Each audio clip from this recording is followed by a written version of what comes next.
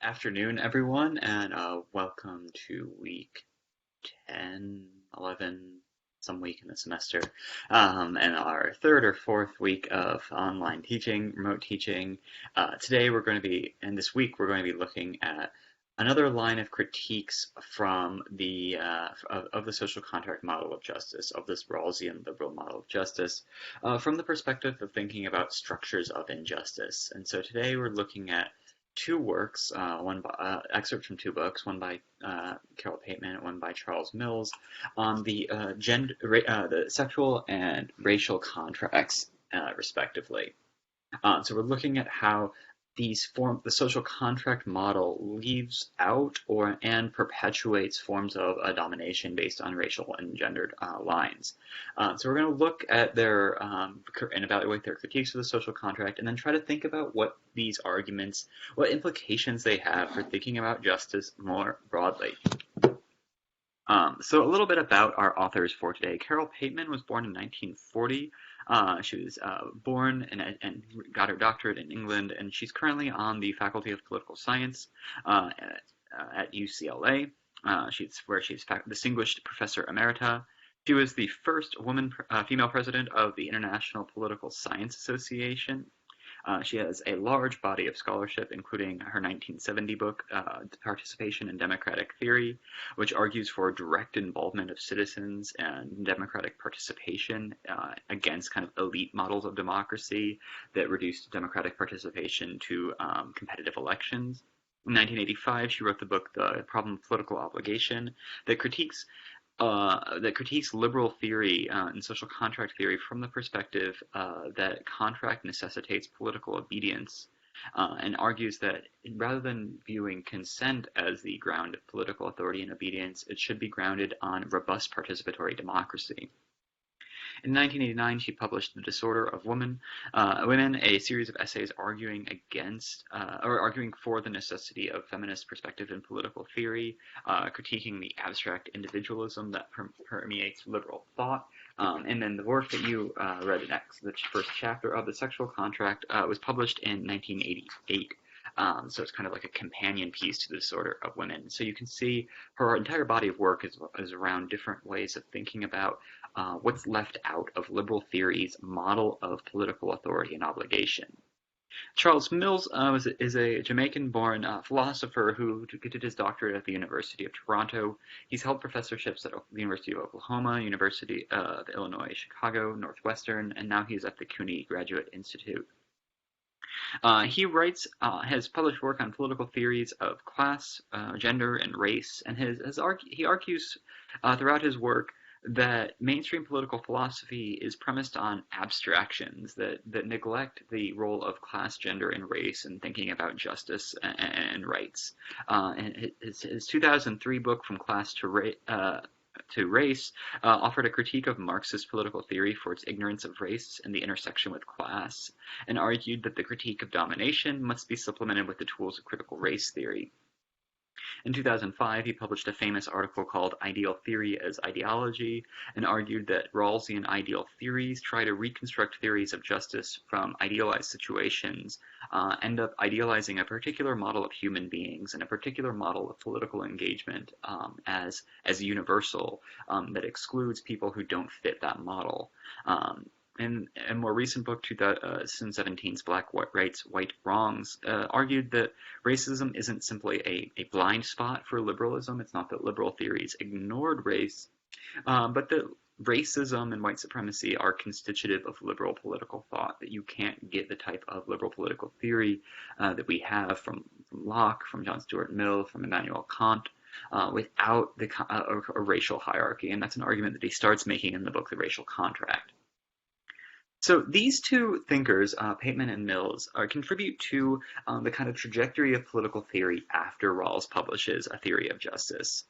So A Theory of Justice, the 1971 work, and in 1993, Political Liberalism, transformed political theory, as Katrina Forster, in a book that was published last year, In the Shadow of Justice, argues that we that political philosophy fundamentally after Rawls that Rawls's work set the terms of political philosophy, and all of political philosophy after subsequent political philosophy, even critics of liberalism, are kind of operating within the language and conceptual terrain of a particular form of liberalism that people call high liberalism and ideal theory, this kind of abstract proceduralism, this hypothetical thought experiments, the kind of derivation of principles of justice that you can then apply to public policy, but where it's not based on a kind of historical and contextual critique. It's not based on kind of like the lived experiences of people.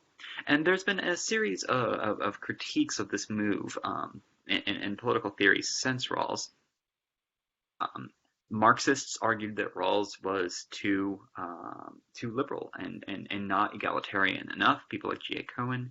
Communitarians argued that Rawls's conception of the liberal self as this kind of abstract self that you can place behind the veil of ignorance abstracted the individual away from the community in a way that ultimately destroyed the individual, that we don't exist as these abstract rational selves, but we only exist as members and participants in particular communities. Feminists like Iris Marion Young and Susan Miller-Oken argued that especially Rawls's conception of thinking of ourselves as the heads of households behind the veil of ignorance ultimately reinscribes gender and sexual oppression, an argument that you'll see in Carole Pateman's work. And postmoderns and agonistic critics argued that Rawls downplayed the role of conflict and the way in which difference and pluralism and are constitutive to identities, that we aren't all the same, and that instead our identities are made possible because there are differences in society, religious differences, cultural differences, ethnic differences, differences in ways of life, and that trying to find some sort of universal abstract way to mediate between these differences is an attempt to get rid of the constitutive conflict in society. Theorists like Bonnie Honig, William E. Connolly, and Chantal Mouffe argue for this kind of, that we have to think of conflict as the primary mode of society.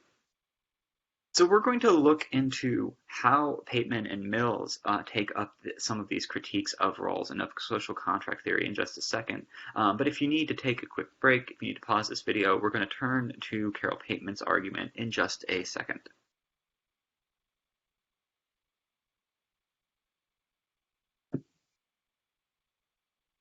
Pateman's key idea is that social contract theories of legitimacy and justice both presuppose, that means that they require a sexual contract, and reproduce, that is, that the sexual contract is both an input and an output of the social contract. And the sexual contract is what she defines on page 2 as men's domination over women and the right of men to enjoy equal sexual access to women is at issue in the making of the original pact. The social contract is a story of freedom. The sexual contract is a story of subjection. So her argument is that the social contract is both only made possible by a prior sexual contract that creates gendered and sexual hierarchies between men and women, and further, the social contract further reproduces these hierarchies. So the idea here, in this first part, that the sexual contract is prior to the social contract, is that women are excluded from the original pact. That the people who are treated as equal in establishing political society in Hobbes and Locke and in Rawls are treated as men, even when they weren't. And this is explicit in some texts, as we'll see. But even when it's not explicit, it's based on a kind of default, the idea that the male is the default human and women are an aberration from that norm. So let's look at some examples from some of the texts that we have read. In the second treatise, Locke writes, "But the husband and the wife, though they have but one common concern, having different understandings, will unavoidably sometimes have different wills too. It is therefore being necessary that the last determination, the rule should be placed somewhere, it naturally falls to the man's share as the abler and the stronger. But this reaching but to the things of their common interest and property, leaves the wife in the full and free possession of what by contract is her particular right, and gives a husband no more power over her life than she has over his." So for Locke, that while all men are created equal, he makes explicit an inequality between husbands and wives. That there is a natural inequality that justifies man's domination over women. If we look at Rawls, right, we can think of the parties in the original position behind the veil of ignorance as the heads of families, and therefore having a desire to further the welfare of their nearest descendants. So it's not ostensibly gendered, but we can imagine that he's imagining men behind the veil of ignorance, given that society tends to treat men as the default person while women are treated as derivations. Hobbes gives us a more interesting case. On the one hand, he is more consistent with his application of natural equality. He rejects those who claim that men are naturally superior. So he says there's not always that difference of strength or prudence between man and woman, as that right can be determined without war. So like he's pretty thoroughgoing in his egalitarianism here. But he continues, but the question lieth now in the state of mere nature, where there are supposed no laws of matrimony, no laws for the education of children, but the law of nature, and the children in the natural inclination of the sexes, one to another and to their children. If there be no contract, the dominion is in the mother. For in the condition of mere nature, where there are no matrimonial laws, it cannot be known who the father is unless it be declared by the mother. Therefore the right of dominion over the child, dependent on her will, is consequently hers. This might seem odd, and it might seem that it's actually giving women more rights, but as Pateman argues in a section that wasn't in your reading, in a subsequent chapter, writing of Hobbes, when a woman becomes a mother and decides to raise her child, her position changes. She's put at a slight disadvantage against men, since now she has an infant to defend too. A man is then able to defeat the woman he initially had to treat as an equal, so he obtains a family. The problem with the story is that, logically, given Hobbes' assumption that individuals are completely self-interested, there's no reason why any woman or man would contract to become lord over an infant. Thus, all stories of original social contracts in civil society are nonsense, because the individuals in the state of nature would be the last generation. That either Hobbes' theory is wrong because on empirical grounds, that no one, if everyone was as self-interested as he claimed, that no one would have any children. Because everyone would recognize that it puts them at a competitive disadvantage in the state of war. But since that is the case, that we have previous generations from the social contract, then it suggests that Hobbes isn't being as honest with his inequality. And here the idea is that women, he ends up making men the only parties to the contract because the children are tied to their mother. That the mothers cannot engage in political society because they have to take care of the kids. And so what happens, Pateman's question is, when only men are parties to the contract? Well, the society that they're going to design in the social contract is going to reflect their interests. It ends up recreating a gendering of politics. And it does so in sometimes very overt ways. For example, we can see everything from the literal disenfranchisement of women until the 20th century in this country. We can see this in the fact that marital rape laws were on the books until very late into the 20th century, that there are very explicit and formal hierarchies between men and women, but it also functions at the level of the model of society that it creates, that it genders society. One way is through the idea of a public-private dichotomy, as Pateman writes on page 11. That the private womanly sphere is treated as natural, and the public masculine sphere is civil. They are opposed, but they gain their meaning from each other, and the meaning of civil freedom of public life is thrown into relief when counterposed to the natural subjection that characterizes the private realm. That the liberalism, in its Lockean or Rawlsian forms, requires a key division between the public sphere of equality and a private sphere of non-interference, which is a sphere of inequality, where our civil equality does not extend to the household, and the household is a position of domination of husbands and wives and fathers over children. This is why feminist theory was so emphatic on the point that the personal is political, that what happens in the household, what happens in relations between genders, between sexual partners, is forms of power, involve forms of power, and involve questions of justice. The questions of justice aren't just what happened when we leave the home and enter civil society, but what happened when we were in the home too. But this gendering of the private work that women do and the public work that men do is created by this kind of social contract model of nature, and we think of reproduction reproductive care work as natural and the artificial equality in civil society. There's also a double bind of consent.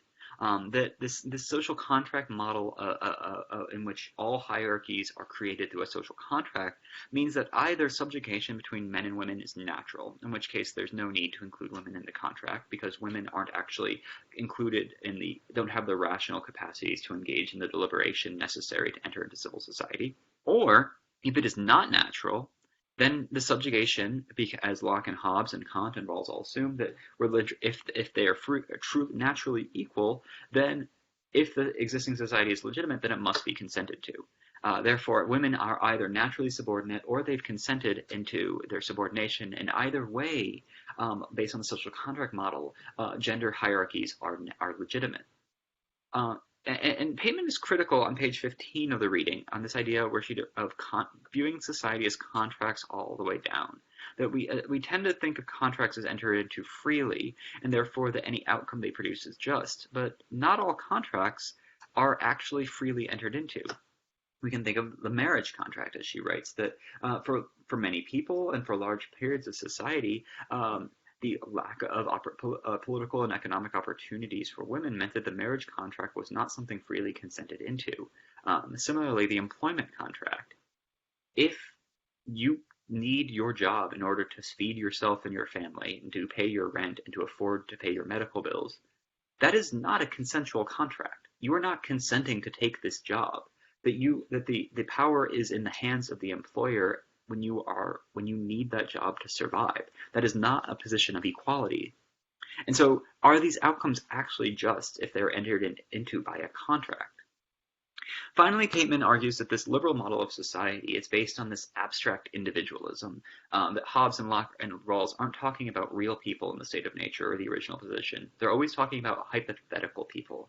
And these hypothetical people leads to this gender neutrality, and it assumes that it assumes that kind of gender neutrality assumes that individuals can be separated from sexually differentiated bodies.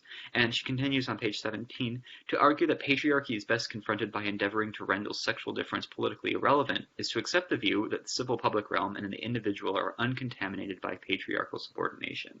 And she's arguing that our very abstract individual, when we think of this abstract individual behind the veil of ignorance, we're probably thinking of a man behind the veil of ignorance, and that's going to shape the way that we have laws.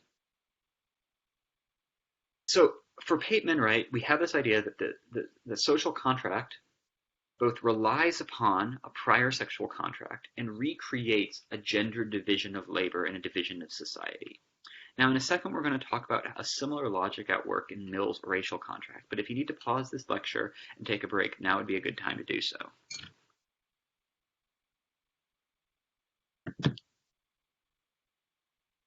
So what is the racial contract? Now, Charles Mills is writing well after Pateman, and he's explicit in this book and in interviews and talks that he's building on arguments that Pateman makes, and to argue that the social contract, as it requires a sexual contract, also requires a parallel racial contract that restricts access to the universal equality and liberty and consent of liberalism to white Europeans. And this is from the book where you didn't have to read. But he writes that the racial contract is that set of formal or informal agreements or meta-agreements, higher-level contracts about contracts, between the members of one subset of human, endpoints designated by shifting racial criteria, C1 through whatever, as white, and coextensive, allowing for gender differentiation with the class of full persons and to categorizing the remaining subset of humans as non-white in a different and inferior moral status of subpersons. So the racial contract is the prior division of humanity into those who are full persons, full rational people, and able to participate in the social contract, and those who have a different and an inferior moral status. We can see this at work in Locke's division between those who are rational and follow the law of nature, and those who are like a noxious beast who can be subdued and put down. So that these parties have a subordinate civil standing in the white or white-ruled polities. The whites either already inhabit or establish or in transactions as aliens with these polities. And the moral juridical rules normally regulating the behavior of whites in their dealings with one another do not apply at all in dealings with non-whites, or apply only in a qualified form. That is, that the kind of laws of nature that liberalism holds do not apply to the enslavement of non-whites. That Locke's universal equality and natural rights do not apply to the slaves that he profited from in the plantations of the Carolina colony. In any case, the general purpose of the contract is always the differential privileging of whites as a group with respect to non-whites as a group, the exploitation of their bodies, land, and resources, and the denial of equal socioeconomic opportunities to them. So Mills's argument in this chapter is that the correspondence between Enlightenment thinking, and by Enlightenment thinking we can begin with Hobbes and Locke and Kant and all the way up to Rawls, is in European colonialism is not a tension. It's not like, that we shouldn't be surprised that the same thinkers that the same time period that produced the ideas of universal human rights and the Enlightenment also produced European colonialism, but that these two ideas are mutually constitutive. And we can see this in some of the works. Hobbes, for example, according to Mills, argues that the only savages in America live in the real state of nature. For Europeans, the state of nature and the state of war are entirely hypothetical. For Locke, his writings on property and his writings on America suggest that there's the wasted American nature versus European industry, and that Europeans have the right to subdue wild nature in the Americas. We can think of his profiting from the Carolina colony and the slave trade. We can look at, we didn't read Jean-Jacques Rousseau in this class, but Rousseau describes the figure of the noble savage in his account of the state of nature, and Immanuel Kant literally creates a hierarchy of races, that he argues that there is a hierarchy of races with, unsurprisingly, white Europeans at the top. And so Mills's argument is that Enlightenment ideas of universal reason were used to separate the irrational, which we should always read as non-white or non-male, from the class of humans. That Africans, Asians, and indigenous Americans were not treated as humans because they did not have rationality, because rationality was defined as a particular European conception of the human person and how the world should work. If your society didn't look like European society, it was irrational. If your religion didn't look like European Christianity, it was irrational, and so on and so forth. And so this was how these ideas were able to be mutually constitutive and not in tension with each other. And so, just like the sexual contract, this racial contract determines who has access to the social contract. If you are non-white and you are not endowed with this human reason, you are not a party to the social contract, and you remain always in the state of nature and the state of war, and you can always be violently attacked a la Hobbes or put down a la Locke. And so the racial contract, in many ways, is maintained through strict racial codes. We can think of apartheid South Africa, slavery in the United States, Jim Crow in the United States, but it also shifts often from formal to informal modes. So discussions of abstract personhood allows for maintaining racialized systems of hierarchy. These kind of color-blind laws allow us to not actually confront the ways that existing laws maintain racial hierarchies. And Mills argues throughout this, especially in pages 78 through 80, that whiteness is always a flexible flexible concept.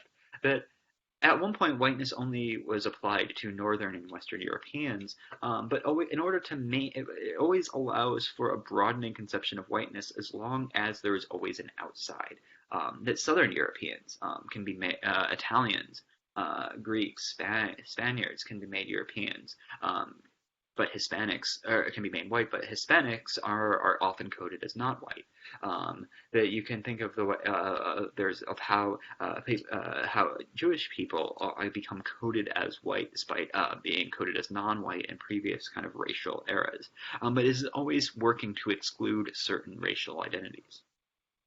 And so Mills argues that we need to rethink the purpose of the state, which is not to legitimize, the purpose of the social contract is not to legitimize the state through consent, but is to legitimize the racial or the white supremacist state, whose function is to safeguard the polity as a white or white-dominated polity, enforcing the terms of the racial contract by the appropriate means, and when necessary, facilitating its rewriting from one form to another.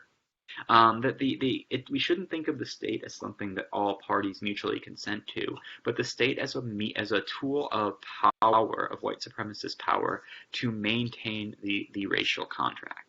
and that this does through both ideological conditioning of both the oppressor and the oppressed, and state-sanctioned violence. So this is everything from propaganda, socialization, to disproportionate police violence against African Americans. This is maintained both through ideological and coercive power. So how does this impact the way that we should think about Rawlsian conceptions of justice? Now we can remember that Rawls begins with this hypothetical original position of equality behind the veil of ignorance. And this rests on a series of assumptions about political theory. First, that we should begin with ideal theory, that we should try to figure out what the ideal theory of justice is by focusing on abstract individuals making decisions under idealized conditions to determine the rationally justified principles of justice.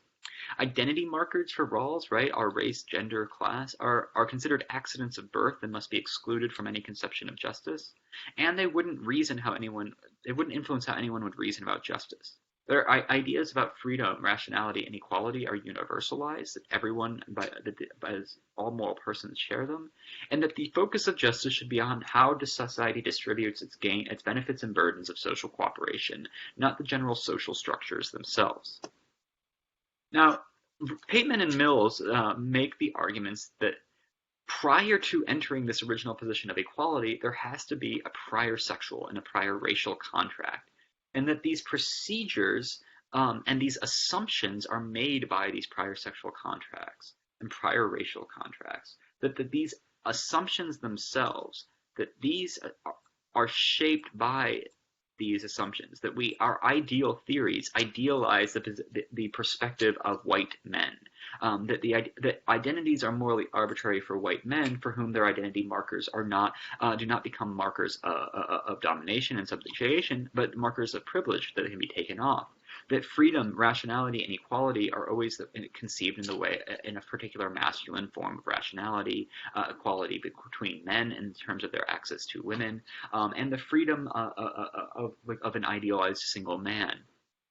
And that if we don't look at, we assume that the focus of justice should be on how abstract individuals gain and lose from social cooperation, not on the structures of the social cooperation themselves.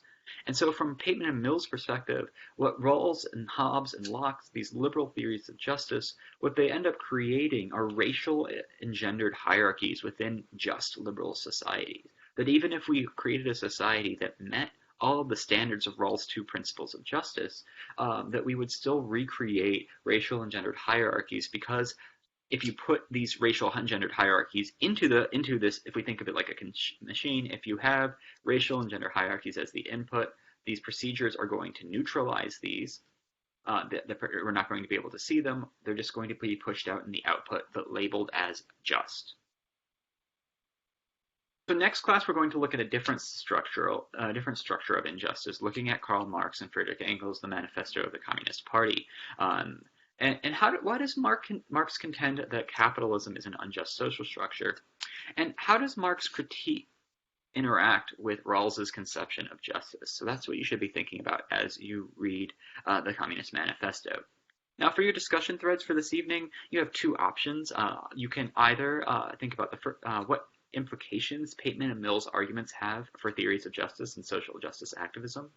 Here, I'd like you to discuss a specific theoretical point from Rawls or Locke or Hobbes or Hayek, or a concrete political example. Or you can imagine yourself as Rawls responding to these arguments. What resources might his theory have for incorporating the racial and social contract into his theory? Do you think his response would be persuasive? As a friendly reminder, the expectation is that everyone responds to one discussion prompt, either this one or Wednesdays, by Friday at midnight with a 200-word post, and then you reply to one of your peers' posts with a 100-word reply by Sunday at midnight. So that is going to wrap us up for today's lecture. And again, we'll turn to Mark's next class. As always, if you have any questions, join us for the discussion section. Drop into office hours, send me an email. And if you have any questions about the material or concerns about the class, if you're falling behind, if you need an extension on the papers, let me know. We'll work out something fair and equitable. Until next time, stay safe, stay healthy, take care of each other, and I will see you then. Take care.